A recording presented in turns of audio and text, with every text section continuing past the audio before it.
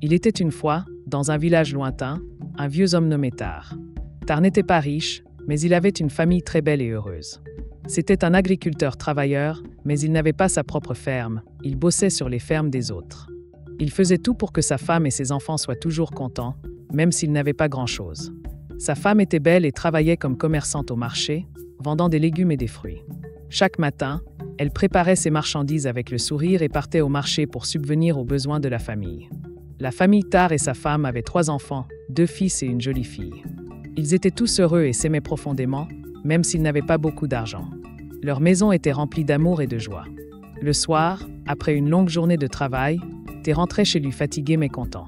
Sa femme l'accueillait avec un bon repas, et les enfants couraient pour le prendre dans leurs bras. Ils s'asseyaient ensemble, riaient et partageaient des histoires. La vie de Té était simple, remplie d'amour et de joie, montrant que la vraie richesse se mesure par le bonheur partagé avec ceux qu'on aime. Té avait beaucoup d'amis dans le village, mais ils étaient tous plus riches que lui. Au fil du temps, ses amis ont commencé à s'éloigner parce que Té n'était pas aussi riche qu'eux. Il ne voulait pas être vu avec quelqu'un de si pauvre. Té se sentait triste, mais il se disait toujours que sa famille était ce qui comptait le plus. Un jour, il y avait une grande réunion dans le village et Té a décidé d'y aller, espérant passer un bon moment avec ses anciens amis. Quand il est arrivé, il a vu ses amis en train de rire, de manger et de boire ensemble. Ils avaient l'air contents de le voir au début, et les a invités à les rejoindre. Té s'est assis et a partagé un repas avec ses amis, mais après qu'ils aient fini de manger, quelque chose s'est passé qui a rendu Té très triste.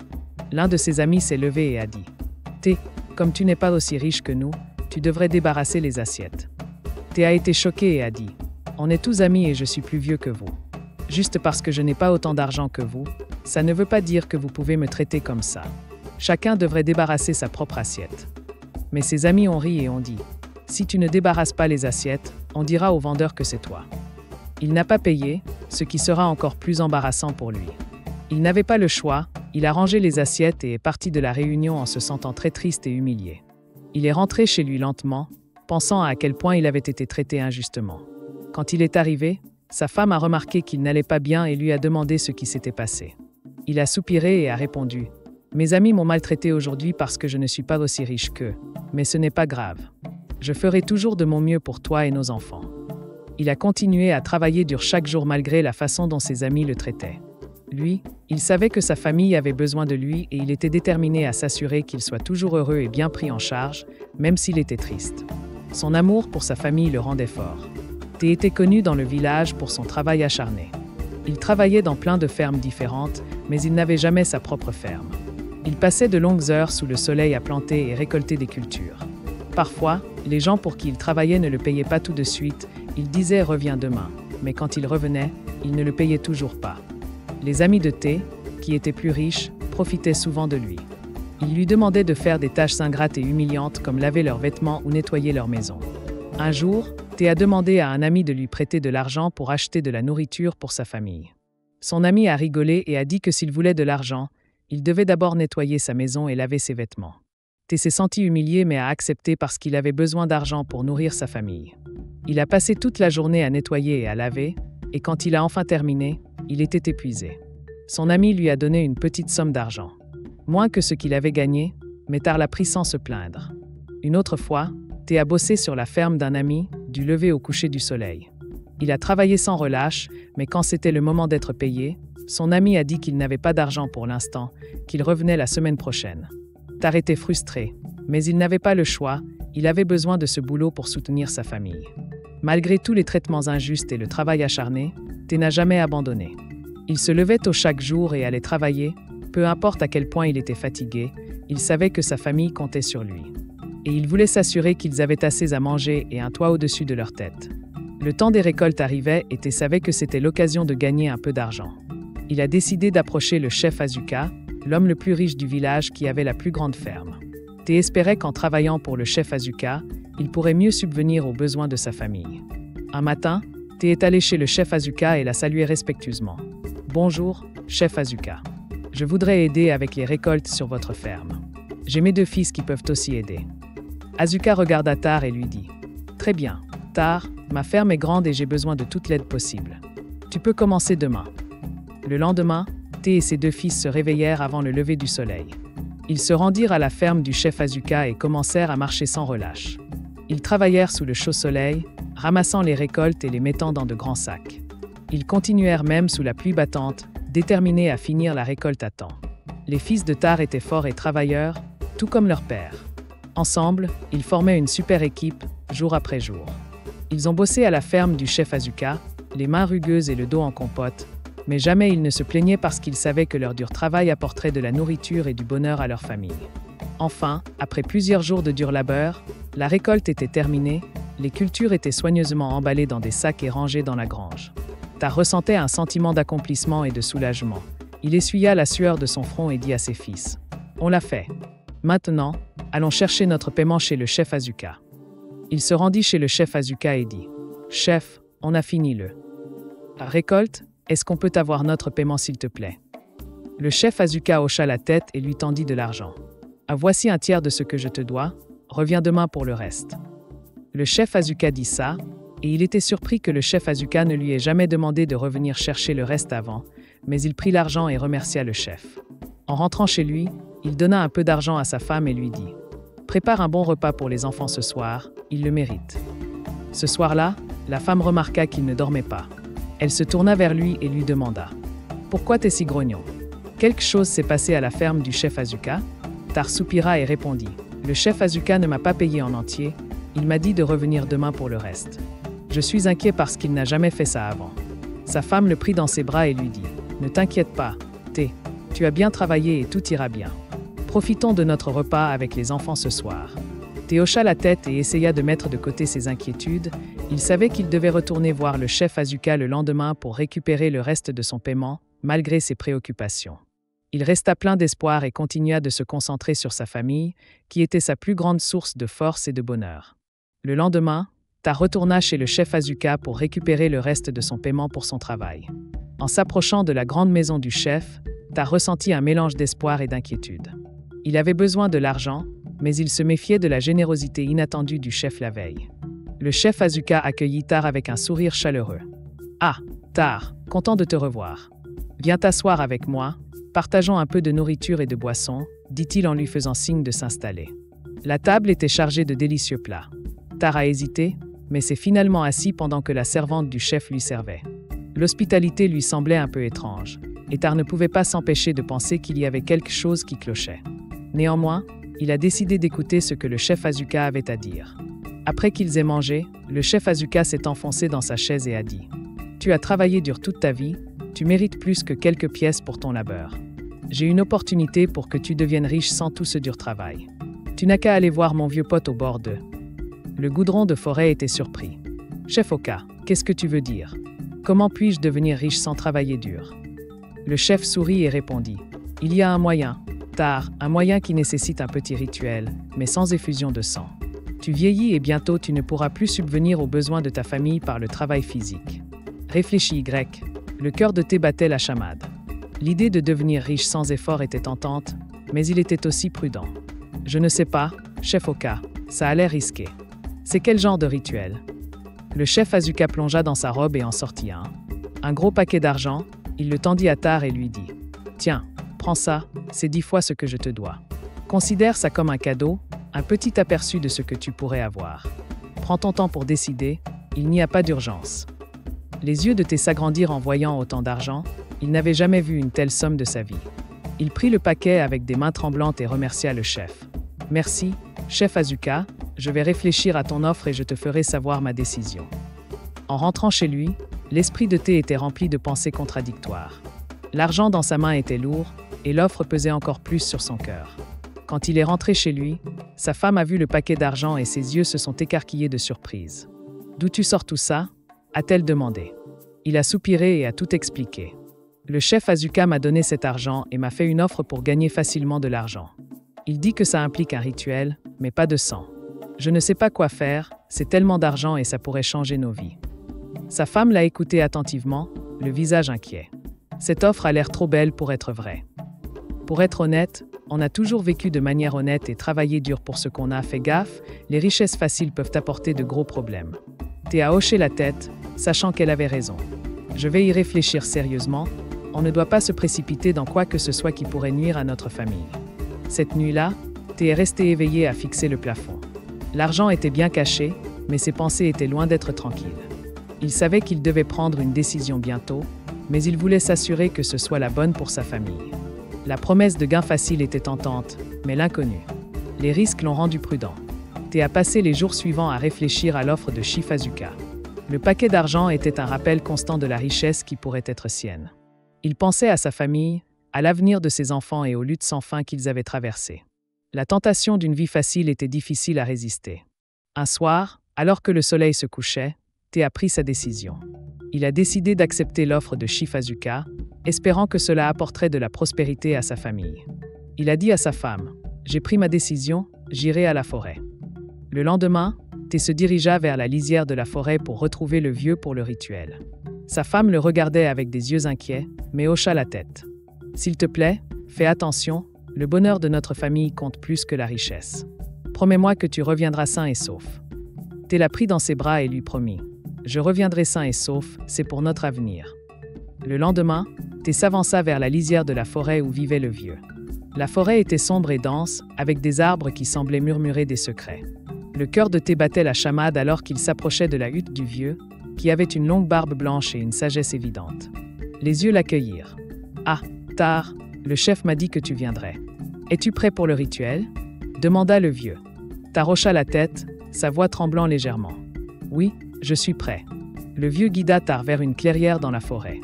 Au centre de la clairière, il y avait un cercle fait de pierre, et à l'intérieur du cercle, des symboles étranges étaient tracés sur le sol. Le vieux commença à chanter, sa voix basse et rythmée remplissant l'air d'une ambiance étrange. Tar se tenait dans le cercle, ressentant un mélange de peur et d'anticipation. Le vieux s'approcha de lui. Avec un petit bol d'huile noire, il a dit que ce rituel te donnera de la richesse sans verser de sang. Frotte cette huile sur ton corps et les dieux te béniront. Thé a pris l'huile et, les mains tremblantes, a commencé à se frotter la peau. Le vieux continua de chanter et l'air autour d'eux semblait scintiller. En appliquant l'huile, il ressentit une étrange chaleur se répandre dans son corps. Le vieux a ensuite posé ses mains sur la tête de Thé et a dit « Tu as été choisi, les dieux te donneront des richesses, mais souviens-toi, il y a toujours un prix. Le prix à payer, sois sage et utilise ta richesse pour le bien. » Avec ces mots, le rituel était terminé.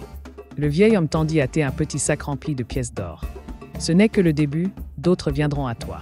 Vas-y maintenant et prends soin de ta famille. » Thé remercia le vieil homme et quitta la forêt, le cœur rempli d'un mélange d'excitation et d'appréhension. En rentrant chez lui, sa femme et ses enfants l'attendaient.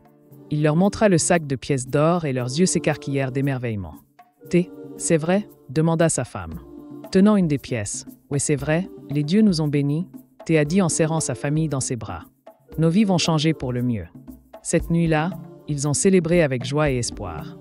Thé ressentait un soulagement, croyant que la décision difficile qu'il avait prise apporterait bonheur et prospérité à sa famille. Il ne savait pas encore que la véritable raison de son choix allait se révéler dans les jours qui ont suivi le rituel. La vie de Thé a commencé à changer radicalement, sa modeste maison s'est vite remplie de richesses au-delà de ses rêves les plus fous. Des rêves de pièces d'or, de beaux vêtements et de jolies décorations ornaient leur modeste demeure. Thé, qui avait toujours été considéré comme le plus pauvre du village, était maintenant l'un des plus riches. Les villageois étaient stupéfaits. Partout où il allait, les gens s'arrêtaient et murmuraient entre eux à propos de sa fortune soudaine. Comment Thé avait-il pu devenir si riche du jour au lendemain? Se demandait-il. Certains supposaient qu'il avait trouvé un trésor caché, tandis que d'autres pensaient qu'il avait été béni par les dieux. Les amis de Thé, qu'il avait autrefois rejetés à cause de sa pauvreté, affluaient maintenant vers lui. D'un côté, tout le monde était pressé de profiter de sa nouvelle richesse. Ils le louaient, l'invitaient chez eux et le traitaient avec le respect qu'ils ne lui avaient jamais accordé avant. Mais Thé se souvenait de la façon dont il l'avait traité auparavant et restait prudent dans ses interactions avec eux. À la maison, la famille de Thé était aux anges avec leur nouveau mode de vie. Ses enfants portaient de beaux vêtements et avaient plein de nourriture à manger. Ils pouvaient maintenant s'offrir des choses dont ils avaient seulement rêvé. Cependant, la femme de Thé ressentait un mélange de joie et d'inquiétude. Elle adorait voir sa famille heureuse. Heureuse, mais elle n'arrivait pas à chasser son malaise face à la mystérieuse source de leur richesse. Un soir, alors qu'ils étaient assis ensemble dans leur salon fraîchement meublé, la femme de Thé se tourna vers lui et dit « Je suis contente d'avoir toutes ces choses maintenant, mais je m'inquiète. Comment tout ça a pu arriver si vite? D'où vient tout cet argent ?» Tar prit sa main et plongea son regard dans le sien. « Les dieux nous ont bénis, mon amour. Ils ont vu nos luttes et ont décidé de nous récompenser. J'ai fait une promesse pour eux et ils l'ont tenue. Pas besoin de s'inquiéter, sa femme ressent encore une ombre de doute. Je te fais confiance, Tar, mais fais gaffe, parfois la grande richesse peut apporter de gros soucis. Thé hocha la tête, comprenant son inquiétude. Je promets que je veillerai toujours sur notre famille. On a bossé dur et maintenant c'est notre tour de profiter des bénédictions. Les jours sont devenus des semaines et la richesse de Thé a continué à croître. Il a investi dans des terres, acheté plus de bétail et même lancé sa propre ferme. La curiosité des villageois n'a fait que grandir, mais Tar a gardé le secret de sa richesse pour lui. Dans son cœur, il ne partageait cela avec personne. Malgré la vie luxueuse qu'il menait maintenant, la femme de Thé gardait un œil attentif sur lui. Elle remarquait qu'il semblait parfois plus distant et préoccupé, comme si un fardeau pesait lourdement sur ses épaules. Elle savait que Thé aimait leur famille de tout son cœur, mais elle ne pouvait s'empêcher de se demander si le prix de leur nouvelle richesse agricole n'était pas plus élevé qu'il ne le pensait. Pour l'instant, la famille profitait de sa prospérité et le village bruissait d'histoires sur la transformation de Thé. Peu savaient quel serait le véritable test. Les choix de Thé et le prix de sa richesse étaient encore à venir. À mesure que la fortune de Thé grandissait, ses anciens amis, qu'il avait abandonnés à cause de sa pauvreté, commençaient à revenir. Ils étaient impatients d'être à nouveau près de lui, attirés par ses nouvelles richesses. Chaque jour, ils venaient chez Thé, le couvrant de compliments et lui demandant comment il était devenu aussi riche si rapidement. Un après-midi, alors que Thé était assis dans son grand salon, un groupe de ses anciens amis est venu le voir. Il apportait des cadeaux et parlait avec un enthousiasme exagéré de combien ils étaient contents de le retrouver. « Regarde-le, il va super bien », un vieux pote a dit. « On est tellement fiers de toi, t'as accompli tellement de choses en si peu de temps. Dis-nous ton secret, comment t'es devenu si riche ?» Tar a souri poliment mais se sentait mal à l'aise. Il savait que révéler la vraie source de sa richesse allait lui attirer des ennuis. « J'ai été béni par les dieux », a-t-il répondu. Ils ont vu mon travail acharné et ont décidé de me récompenser. Ses amis échangèrent des regards, pas vraiment convaincus. L'un d'eux s'est penché plus près et a dit « Allez, Tar, on est tes amis, tu peux nous le dire. Fais-nous confiance, ça doit être plus que de simples bénédictions divines. Thé est resté calme, c'est la vérité, les dieux m'ont été bienveillants, je ne peux pas l'expliquer autrement. » Ses amis étaient insistants, ils lui rendaient visite régulièrement, à chaque fois en essayant différentes manières de lui tirer le secret. Ils le flattent, lui apportent des cadeaux somptueux et même proposent de partager leur propre richesse en échange de son savoir. « Tari, imagine tout ce qu'on pourrait accomplir ensemble », a suggéré un autre ami. « Si tu partages ton secret, on pourrait tous devenir riches. » Puissant mais têtu, il savait que le secret de sa richesse n'était pas quelque chose qu'il pouvait partager à la légère. C'était lié à un rituel sombre, et il ne voulait pas entraîner quelqu'un d'autre dans le danger qu'il avait créé. « J'apprécie vos offres, mes amis, mais je dois refuser. Je ne peux pas partager ce qui ne m'appartient pas, dit-il. » Au fil du temps, l'insistance de ses amis commença à s'estomper. Ils se sentirent frustrés par la réticence de Thé et commencèrent à s'éloigner à nouveau. Certains chuchotaient même dans son dos, répandant des rumeurs. Des spéculations sur la vraie nature de sa richesse pesaient sur Thé, lui faisant sentir le poids du secret qu'il portait. Malgré la vie luxueuse qu'il menait maintenant, il se surprenait souvent à rêver des jours simples et honnêtes d'avant l'arrivée des richesses. Les vrais moments de camaraderie qu'il avait autrefois lui manquaient, même si c'était teinté de pauvreté à la maison. Un soir, alors qu'ils étaient assis ensemble, sa femme remarqua son air préoccupé et lui demanda doucement « Qu'est-ce qui te tracasse ? Je vois l'inquiétude dans tes yeux. » Thé soupira profondément et répondit « Nos amis, ils ne cessent de demander à propos d'eux. Leur richesse, ils n'y croient pas, c'est juste des bénédictions de Dieu. Je ne peux pas leur dire la vérité, mais leurs questions ne s'arrêtent jamais. » Sa femme lui a serré la main et a dit « On doit rester fort, Tar, on a l'un l'autre et c'est ça qui compte le plus. Qu'il parle, tant qu'on sait la vérité, on peut affronter n'importe quoi. » Tar a hoché la tête, reconnaissant pour son soutien. Il savait que le chemin à venir ne serait pas facile, mais il était déterminé à protéger sa famille et le secret de leur richesse. Le retour de ses amis lui avait rappelé que la loyauté et l'amour ne s'achètent pas, et il chérissait le lien authentique qu'il avait avec sa famille par-dessus tout. Avec le soutien de sa femme, Thé avait décidé d'affronter tous les défis à venir, sachant que leur force en tant que famille les guiderait même dans les moments les plus sombres. Une soirée tranquille, alors que le soleil se couchait à l'horizon, un messager est arrivé chez Thé avec un message. L'ancien du bois avait convoqué Thé. Le message était bref et inquiétant, faisant froid dans le dos à Thé. Il savait que l'appel de l'ancien ne laissait rien présager de bon. Cela ne pouvait signifier qu'une chose, une demande. Le lendemain matin, Thé se dirigea vers le bord de la forêt où vivait le vieil homme. Son cœur battait la chamade à chaque pas, la peur au ventre. Quand il arriva à la cabane du vieil homme, il le trouva déjà là, l'air grave. « Thé, dit le vieil homme, sa voix aussi ancienne que les arbres autour d'eux, le moment est venu pour toi de tenir ta part du marché. Les dieux exigent un sacrifice. » Le cœur de Thé se serra. « Quel genre de sacrifice ?» demanda-t-il, la voix tremblante. Le vieil homme le regarda. Fixe, avec des yeux perçants, tu dois sacrifier ta seule fille Amina aux dieux, c'est le prix pour la richesse que tu as reçue. Ta recula, l'esprit en proie à l'horreur. Non, pas Amina, c'est ma seule fille, je ne peux pas faire ça. Le visage de l'homme âgé resta impassible. Si tu ne satisfis pas la demande des dieux, tu perdrais tout, la richesse, ta santé mentale et ta vie. Les dieux reprendront leur bénédiction et tu te retrouveras avec rien. T'avais l'impression que le sol s'était dérobé sous ses pieds. La pensée de perdre Amina était insupportable, elle était la lumière de sa vie, douce et gentille, aimée de tous dans le village. Il ne pouvait pas imaginer l'idée de la sacrifier. « S'il te plaît, il doit bien y avoir une autre solution, » supplia Tar, sa voix tremblante. « Je ne peux pas faire de mal à ma fille. » Le vieil homme secoua la tête. « Il n'y a pas d'autre choix. Tu as 7 jours pour prendre ta décision. Si tu ne sacrifies pas Amina, les dieux s'en chargeront eux-mêmes et tu en paieras les conséquences. » Tar rentra chez lui, l'esprit en proie à un tourbillon de peur et de désespoir. Il ne pouvait pas partager ce fardeau avec sa femme, l'idée de lui en parler était trop lourde à porter. Tar n'arrivait pas à dormir, la demande de l'ancien le hantait. Sacrifier Amina, comment pouvait-il même y penser? Pourtant, la menace était claire, s'il refusait, il deviendrait fou et son secret serait révélé. Tar faisait les 100 pas, son esprit en désordre. « Je ne peux pas faire ça à ma fille », murmurait-il pour lui-même, mais la peur de tout perdre, sa richesse et sa raison, le rongeaient. Pendant la journée, Tar regardait Amina jouer, son rire perçant son cœur. « Mon cœur, c'est ma seule fille », pensa-t-il.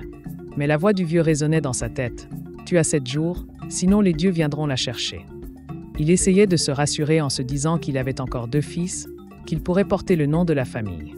Il savait que c'était une pensée terrible, mais la peur de tout perdre le poussait à envisager l'impensable. Sa femme remarqua son trouble. « Thé, qu'est-ce qui ne va pas ?» demanda-t-elle, mais il ne pouvait pas lui dire. Il secoua juste la tête en marmonnant. « Tout ira bien. » Les jours passaient, chacun plus lourd que le précédent. Au 5e jour, avec son Tar déchirant, il a enfin décidé de se plier au rituel. La peur et la menace du vieil homme lui ont fait sentir qu'il n'avait pas le choix. Il espérait que, d'une manière ou d'une autre, cet acte terrible protégerait le reste de sa famille, mais cette décision déchirait son âme, et il savait qu'il ne serait jamais plus le même. La 5e nuit, le cœur de Thé était lourd d'angoisse. Il a préparé la boisson et l'huile noire comme l'avait instruite le vieil homme. Ses mains tremblaient en mélangeant la concoction, sachant.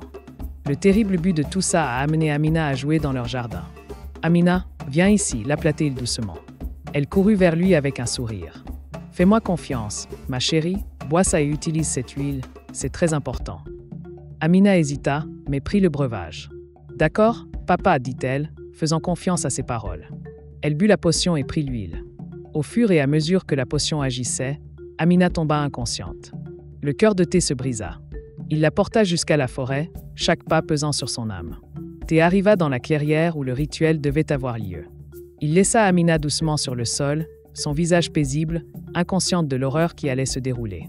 Il prit une profonde inspiration, sa main tremblante alors qu'il se préparait à compléter le rituel en frappant son corps, comme l'avait préparé le vieux. « Je suis tellement désolé, Amina, » murmura-t-il, les larmes coulant sur son visage. Il s'agenouilla à ses côtés, le poids de sa décision le écrasant. Juste au moment où il s'apprêtait à continuer, un cri perçant brisa le silence. Non, c'était sa femme, sa voix pleine de désespoir. Elle avait suivi. Lui soupçonnant que quelque chose n'allait pas, les villageois, réveillés par son cri, se sont précipités vers la forêt, leurs torches éclairant l'obscurité. Ils ont trouvé Tari à genoux sur Amina et l'ont rapidement retenue. Sa femme a couru vers Amina, les larmes coulant sur son visage tandis qu'elle berçait leur fille. « Qu'est-ce que tu as fait, Tari » cria-t-elle, la voix tremblante de choc et de chagrin. Les villageois ont emmené Amina chez l'herboriste, espérant défaire ce qui avait été fait. Tari est restée là, le cœur brisé par l'ampleur de ce qui s'était passé. Les actions et la réalisation de ce qu'il avait failli faire cette nuit-là étaient ligotées et gardées dans son enclos. Les villageois veillaient sur lui, leur visage trahissant un mélange de colère et de pitié. La femme de Thé pleurait toute la nuit, incapable de comprendre comment son mari aimant avait pu être poussé à un acte aussi terrible. Au premier rayon du jour, les villageois s'étaient rassemblés devant la maison de thé, murmurant d'incrédulité et de colère. Amina avait été emmenée chez le guérisseur, qui travaillait sans relâche pour inverser les effets du rituel. La femme de thé était assise. À côté de leur fille, ses larmes coulaient silencieusement, le cœur brisé par ce que son mari avait failli faire. La colère des villageois grandissait à mesure qu'ils en apprenaient davantage sur les actions de thé. Ils ne comprenaient pas comment un homme qu'ils avaient connu toute leur vie avait pu être poussé à un acte aussi horrible. Leur confiance en lui était brisée, remplacée par un mélange d'indignation et de tristesse. « Tar doit faire face à la justice », déclara l'un des anciens. « Nous devons l'emmener chez le roi. » Lié et entouré par les villageois, Tar fut conduit au palais du roi. La tête basse, le poids de sa culpabilité lui pesant lourdement sur les épaules, les villageois murmuraient entre eux, leurs yeux mêlant colère et pitié pour l'homme qu'ils avaient autrefois respecté.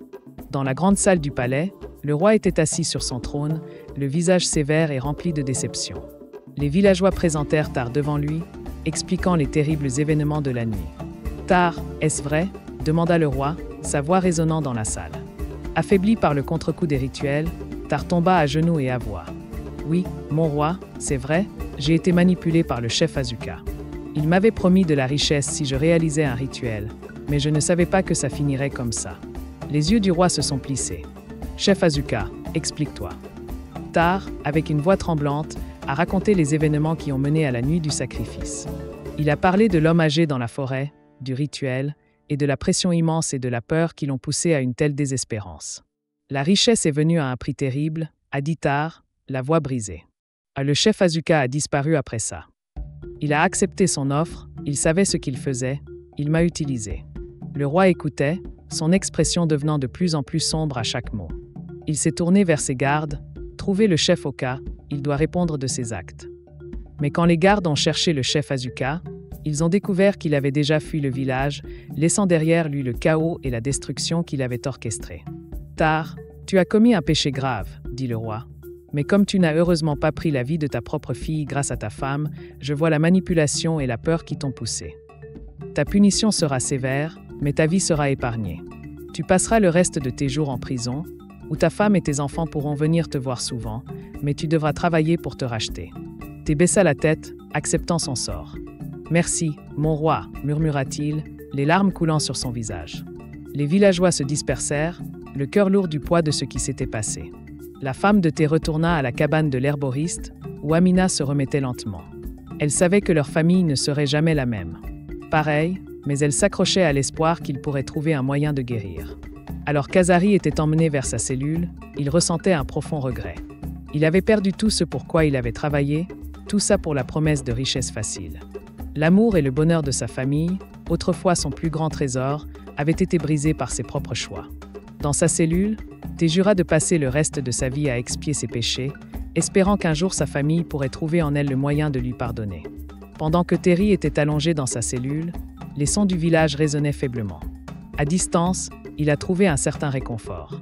Il avait payé un prix élevé pour ses mauvais choix, mais il espérait que son histoire servirait de leçon aux autres. L'amour de la famille et l'intégrité d'un caractère étaient des trésors bien plus précieux que n'importe quelle somme d'or. Son récit s'est répandu dans le village, rappelant les dangers de la cupidité et le véritable sens de la richesse. Bien qu'il ait passé ses derniers jours en captivité, le cœur de Thé a trouvé un peu de paix en sachant que sa famille lui avait pardonné et avait continué à mener une vie bonne et honnête. J'espère que si t'as aimé l'histoire, n'hésite pas à liker la vidéo, dis-nous ce que t'as retenu du conte et n'oublie pas de t'abonner à la chaîne pour d'autres contes enchanteurs comme celui-ci. Merci.